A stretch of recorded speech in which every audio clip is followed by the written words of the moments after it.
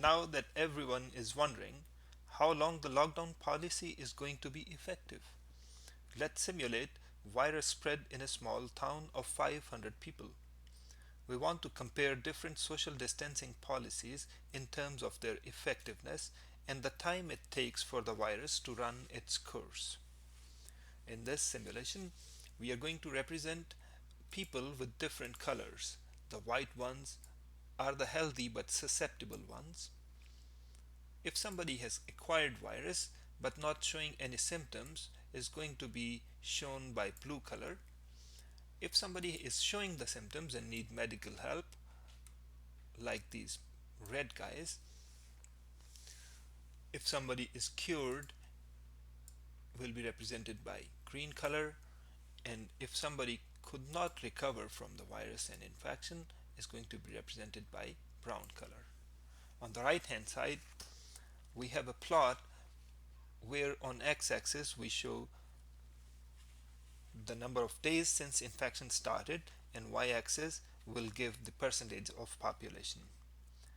The blue, red, green lines will represent percent of population exposed, infected, and cured.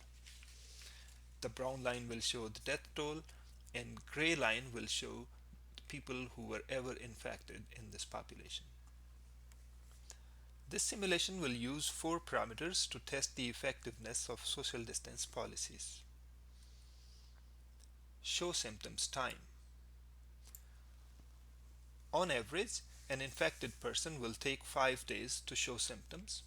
We can change this value, but for the sake of this simulation, we fix it as 5 days. Average recovery time. On average, an infected person will recover in 14 days. When to apply social distancing policy? We will test each policy when 1% of the population is detected to be showing the infection signs. Lastly, the infection chance. This parameter will use when a healthy person comes in close proximity of infected person, the probability of contracting the virus is 10%. First, let's try simulating the epidemic without any social distancing.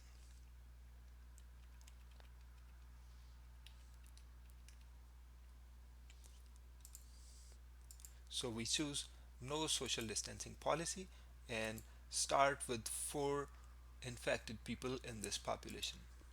Here we can see people are moving around in random independent trajectories, going to work, coming back home.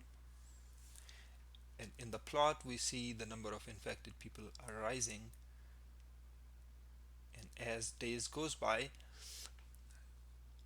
on the worst day there were 49% people who needed medical help, and it took around 17 82 days 83 days for the whole population to come out of virus spread, and with 5.4 casualty rate. Now let's try simulating the policy of restricting the movement of people who are showing symptoms. We start with the same setting, and here we see that the number of people are still increasing even though we are restricting the movement of people who are showing symptoms. It's because the people who are infected are still moving around but not showing symptoms, so they are causing the infection to spread to the healthy but susceptible ones.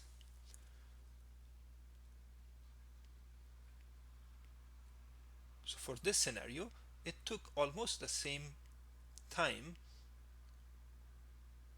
a little longer actually, 96 days, and the death toll was 7.8, which is little higher so than if we don't use any policy. Let's use restricting the movement of all with the same parameters. So we have the same people infected at time 0,